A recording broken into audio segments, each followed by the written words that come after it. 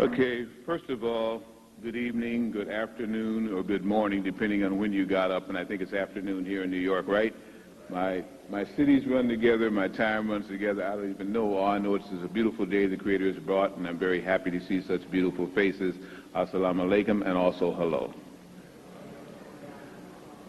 I was getting fascinated by the brother who had on the kippah and the Moorish scientist. My father was a Moorish scientist. My father's from Jamaica, and I spent a lot of my early life in Jamaica seeing things that people said couldn't happen because my mother was a conjure woman, if you know what that means. So I was exposed at the very early days to the mystic side. One of the things that I understood outside of the Masonic leagues, and if there are Masons here, please don't get offended, I have taught Masons, okay? The Moorish temple scientists probably come closer to truth than anyone that I know. The truth has been so scattered throughout the quote-unquote diaspora till to get segments and get returned to what seems truth now sounds like a fairy tale. I definitely want to talk with that brother again, and I almost wanted to say, hey, don't call me up yet. I want to hear some more. I don't do that often. So as far as I'm concerned, in my limited fashion, the brother had a lot of truths, and I find again that the populace of New York has been very blessed. It's just that many of them have not taken advantage of their blessings. You have a lot of brain power here. As I always start to do when getting into my presentations, I don't like to call them lectures. Lectures can be boring. I hope none of my presentations are ever boring. If they are, then I need to stop coming here. I try to give a little background as to where I get information from or how I reach certain conclusions before I bombard you with facts and entertain you with the humor that it goes along with my personality. I still find, I think education should be not so serious, especially if it's enjoyable, and I try to make it do both. So those of you who take notes and are bookworms and are researchers and so on and so forth, not all of this information comes from these books. Some come from pamphlets, some come from other sources, but in the main, again, these are books that would probably bring you the information you're going to hear until it gets to the very heavy psychic part. One is called The Redundant Male. The Redundant Male by Drs. Jeremy Cherfas and Dr. John Gribben and Cherfas. Another book is The Physiological Enigma of Woman. The Physiological Enigma of Woman by Professor Hilton Hotima. Professor Hilton Hotima. Another is The Great Red Dragon. The Great Red Dragon, again by Professor Hilton Hotima. The Sky People. The Sky People. Brinsley Lapoere Trench. Brinsley Lapoere Trench. The Star People. The Star People. One was sky, the next is star. By Brad and Francis Steiger. Brad and Francis Steiger. Man the Unknown. Man the Unknown by Alexis Carroll. Alexis Carroll.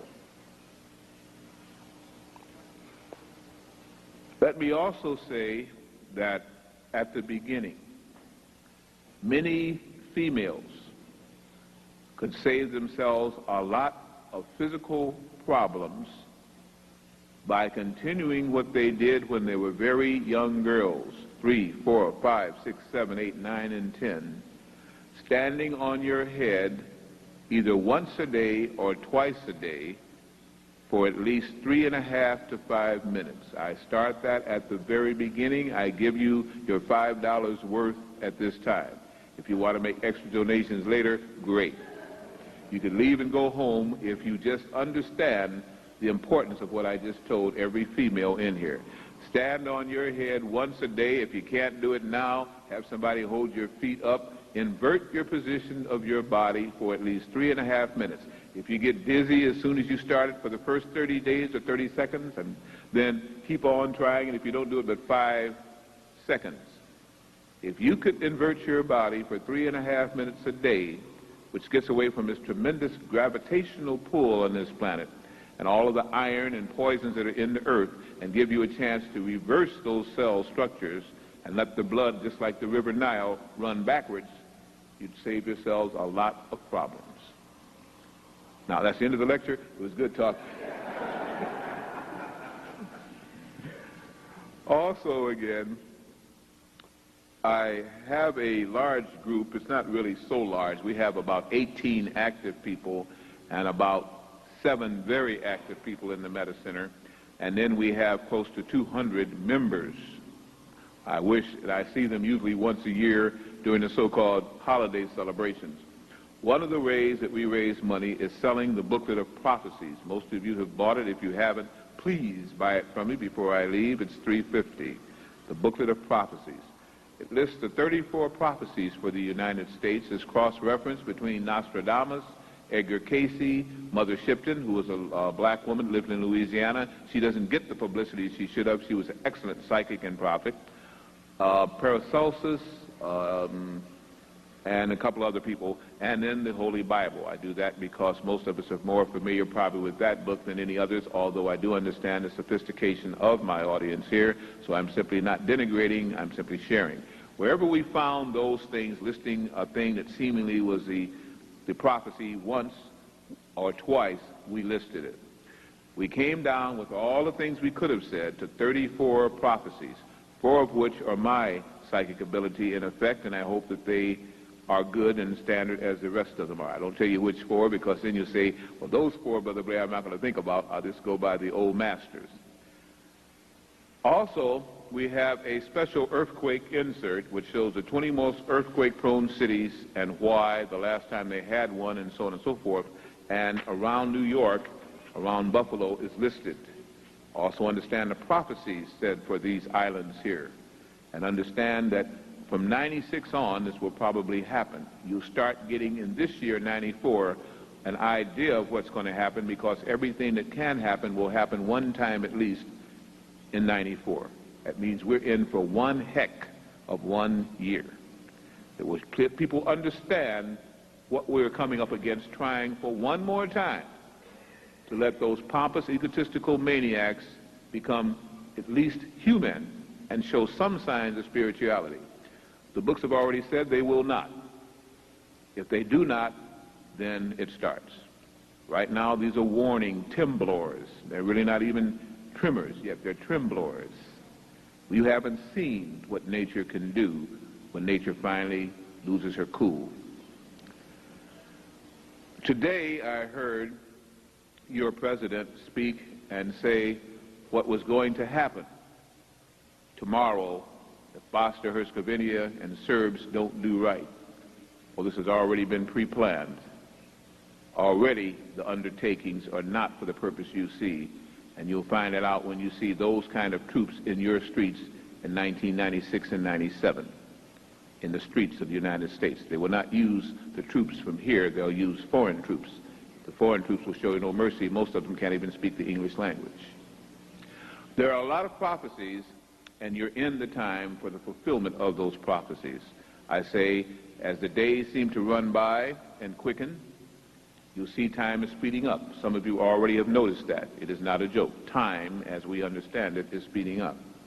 You are going to be quickened. You wouldn't be sitting here today when you could be doing other things. You wouldn't have been here last night when you could be doing other things unless there's a quickening spirit within you that needs food, the real manna from heaven, spiritual food.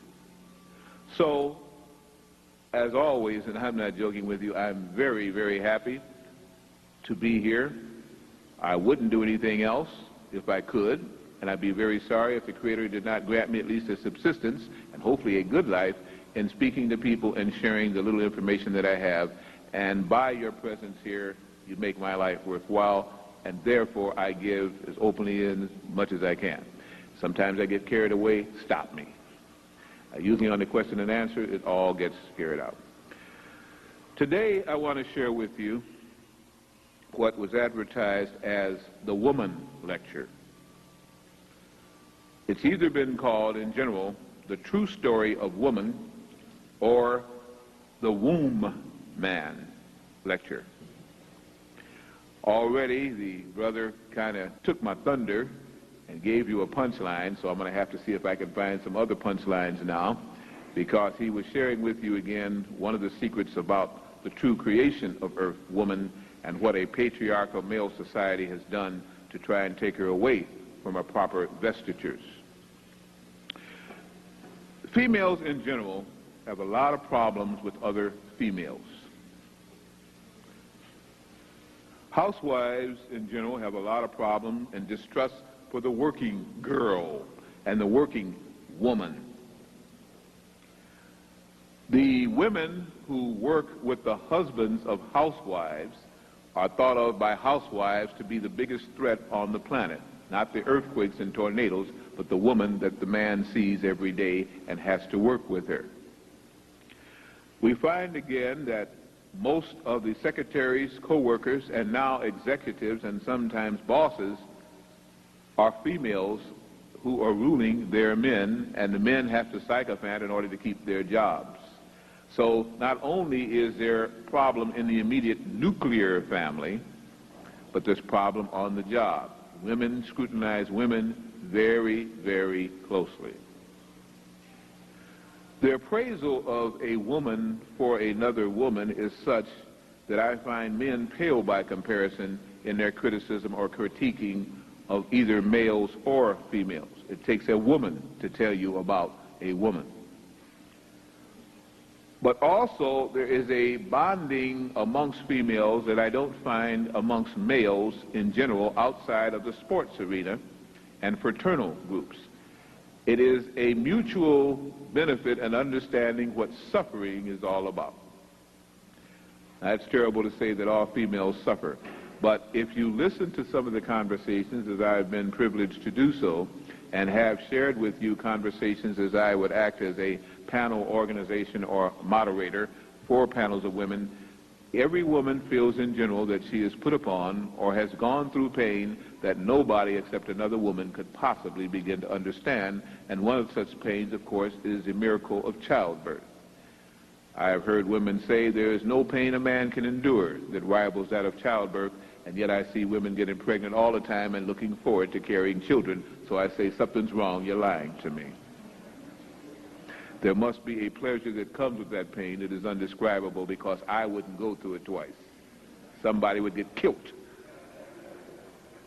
So, not being a female, but admiring and loving the female, I say there are certain special things that you do and have that obviously you don't quite share honestly with the male, and so I've tried to pique your scenario by researching and studying you. Let me state also at the beginning that there are many ways now that women get on top of our society. White women, especially now, dominate our society. Black women try to dominate a society which has been usurped, and I won't spend time with that because most of you are more than familiar with the history, so-called black history, Afro-American, Kemetic history, interchanging with America. But I will say this. Whether it is sexual wiles or womanly ways, the woman usually gets her way in the long run with any male. It just depends on how far she's willing to go in mind or in body. But usually knowing herself, she can get her way. Why do I preface all of this first? Because it is now getting to be almost a crime to be a true female, to be a real woman. And those that strive to be feminine, whatever that means, and to be a real woman really catch it from others who feel that they don't want to be that type of female and a real woman. I say to you this, be what you have to be, and be it proudly, but don't be hypocritical. Do what you have to do, but do it with the understanding that your consciousness is as good as anybody else's consciousness. And if you at least do that when you pay for it, good or bad, you will know why you are paying for it. I did research, and I start off very basic. And I looked into the encyclopedias and the dictionaries, and I got the following explanation for the following words, and I share them with you. Woman, an adult female human being. Any problems with that? Most of you agree? At least we start out in agreement. Womanhood, the time or condition of being a woman. Pretty fair in comprehension, understanding? You still with me, all right? Girl, a female child or a young unmarried woman. But then I also looked up and I found out in Teutonic times, I didn't ask for this, I just found it, the word girl meant young boy. That interested me. I then looked biblically, and it stated, created from Adam's rib to be a helpmeet to man. And I thought about that, a helpmeet, and I said, how do they spell that? M-E-E-T or M-E-A-T? But since man is the dominant species on earth, and since man was supposed to subject and subdue, then the meats have to go under. Women is and women are the weaker sex. We all know that. Everybody is aware of that. And I'm going to read you some reasons to prove exactly what I just stated. I mean, I saw some turnings there, grimaces. You all are aware that women are the weaker sex, aren't you?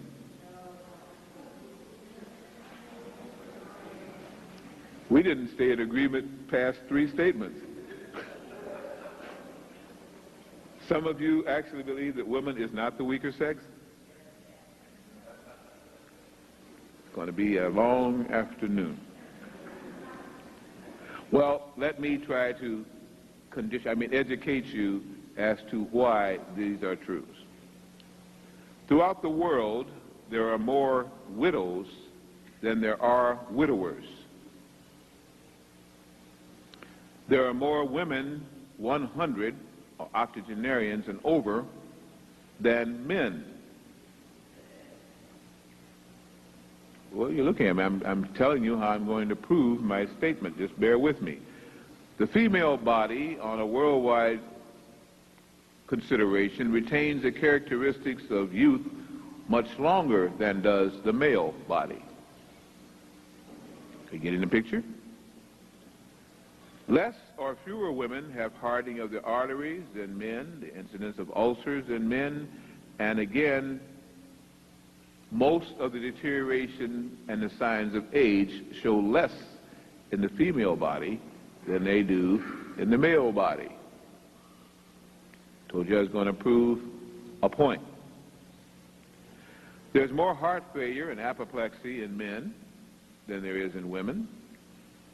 Women can usually hold their breath without deterioration of cell structure deprived of oxygen, and much more less suffocated than men. And women can usually endure cold weather on a general basis better than men and can adjust to heat temperatures when their thermostat works correctly more so than men. Are you beginning to see the picture of the proof of what my opening statement was? How many of you are still with me? Confusion and puzzlement. Oh, good.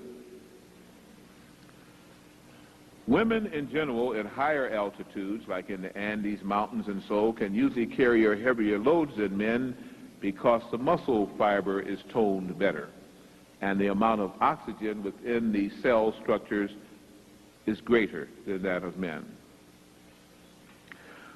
The female brain not only has a finer texture and more complex organization than that of the male, but relative to overall body weight, it is 1/4 pound heavier. There are fewer female baby miscarriages than there are male baby miscarriages. And during childhood, the female is mentally superior to male. because the girl of 7, usually because of the rich thyroid hormones, has a brain capacity and a body capacity that dwarfs a boy in both mind and body. They're usually taller, more symmetric, and have better brain cohesion and function than does the boy. So now you understand that I have hopefully proven to you my opening statement. Is there anybody now that disagrees with anything that I said? I didn't think you women would. And I know the fellas have just said, what in the world has gone on with that nut up there? Bear with me, okay? But by the age of 12, or when what is called puberty sets in, most of those things begin to change. So much so that by the time the men and women reach 21 years of age, the women, in suffering so much mental, physical, and nerve endurance, has a hard time competing or goes one-sided. What happens between the time of birth, puberty, and maturity of the age of 21 is where this lecture really begins. What happens is based on one word, in effect, men. It is based on menstruation. Menstruation. Many times it is pronounced ministration. That is not correct. But one thing is, it starts with men. Menstruation. Menstruating women in general lose calcium, thyroxine, iodine, phosphorus, lecithin, vitamin E, vitamin B1, 6, 12, 2, 6, magnesium, manganese, iron, copper, zinc, and sometimes for some women this starts 2 weeks prior to the menses. You think about that. Calcium, for instance, stabilizes the nervous system. Phosphorus is found in all healthy, normal cells. Iodine causes the growth and maintenance of the thyroid gland, and this is why the thyroid gland in women tends to swell during menstruation. I give you another key so you don't run off and spend all your money at the doctor's. I repeat that. That's why the thyroid gland in women tends to swell during menstruation. Science has proven that the birth of congenital idiots increases when one travels inland where the soil and the food lacks iodine. Iodine is also an essential element for the maturation and maintenance of healthy female cells. What is very interesting is that not all women on this planet menstruate. Also, not all women on this planet have ever menstruated. But all women think that all women do. Let me also spend a little time with that concept. Most Hindu women do not, and definitely did not, menstruate. One of the last famous Hindu women to achieve prominence on a world stage was Indira Gandhi, who, until she started doing certain things and making certain practices as she toured the world, readily admitted she had not suffered a menstrual period until she began to do these things. Had she but followed her religious undertakings, maybe it never would have started. Most ancient African or Kemetic women did not menstruate. Not Belkis, not Apatia, not any of the so-called queens of Africa seemingly did once they began to have knowledge of self. The Oracle of the Delphi, according to the Greeks, were a group of women who pontificated and led Greece through its heyday. It was not led by the warrior men. They did the fighting. The thinking was done by the oracles, and many of the oracles were females. They are said that the oracles did not menstruate.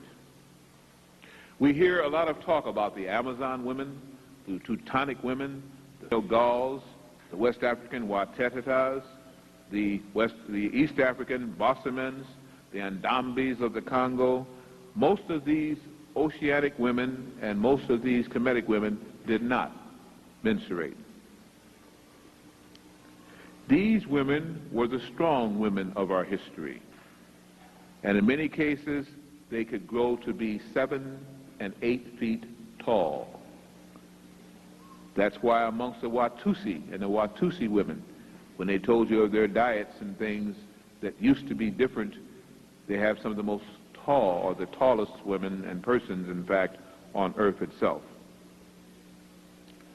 The Old Testament said, and the ancient Hebrews said, that menstruation was unclean, and that a woman should be confined until cleansed of her issue.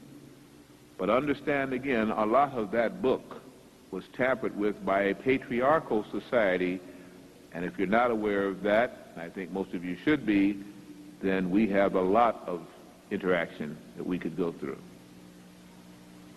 With the advent of mahogamy, and now I'm thinking about Africa, monogamy, by what we would call the Christian forefathers who wanted their church to really flourish,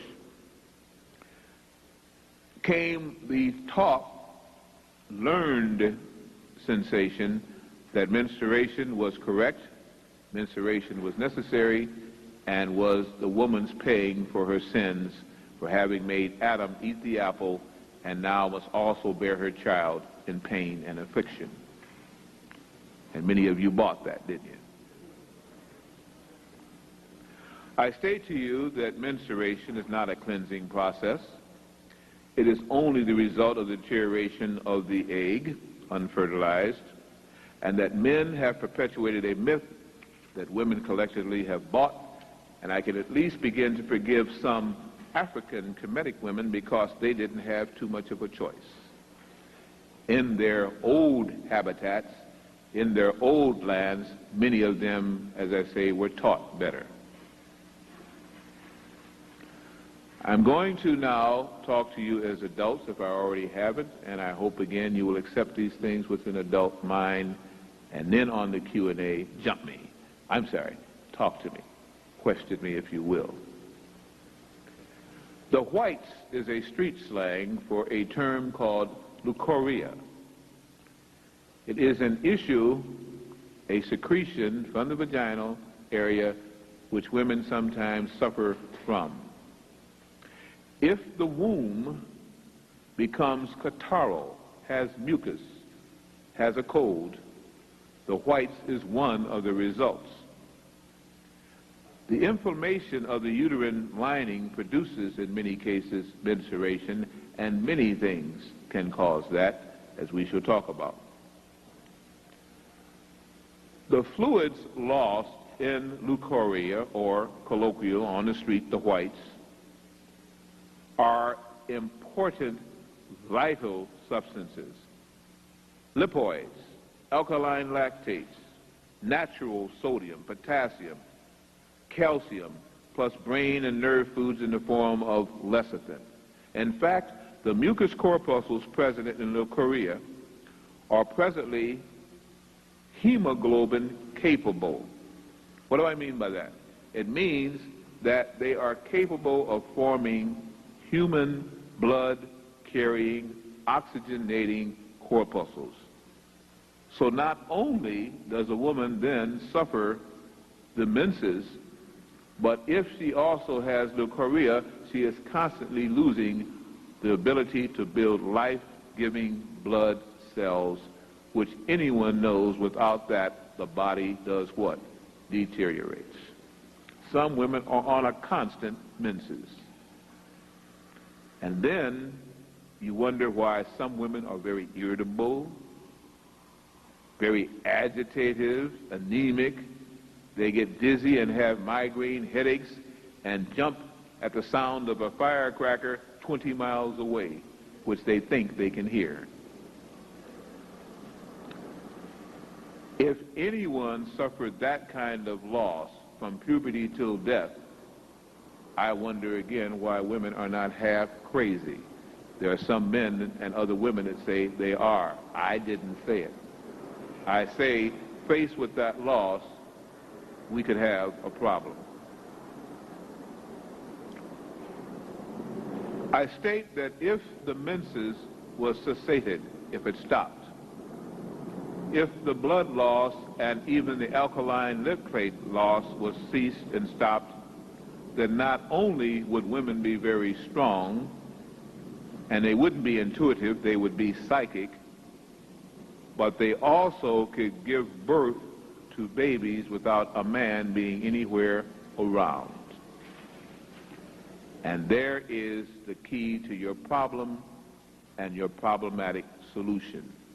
You've bought into the coats lie, the white coats lie, the medical doctor's lie, which came about under a patriarchal system. If you start understanding the cadavers that were messed with in England and France at the turn of the 17th, 18th century, and experimentation still goes on. In fact, they, by law, are given under the caduceus the right to practice.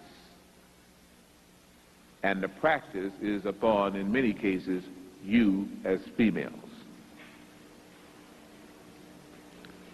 There was a theory called the Ovist theory, spelled O-V-I-S-T, pronounced Ah. It was proven, not postulated, I repeat, proven by Professor Jacques Loeb of Stanford University, that the embryo develops from the egg alone and does not require spermatozoon. Did you hear what I just stated? According to Professor Loeb, you can make a developing embryo to become mitigated and go into first, second, and third trimesters of birth without the need of the male sperm, under certain circumstances. The prevailing medical theory is one of epigenesis, and it says, again, that you must have the union of sperm and egg in order to produce and in order to get pregnant. Maybe. To start this and give it practicality, we have to go back to a basic concept that some people still are not sure about. I state that women had to have been created before men, or formed before man, because you cannot get a man from a man, you cannot get a woman from a man, but you can get a man from a woman, and you can get a woman from a woman, and think about that. Any problem with that statement, that compound complex sentence? I don't have one. This is what the old church, the Church of England,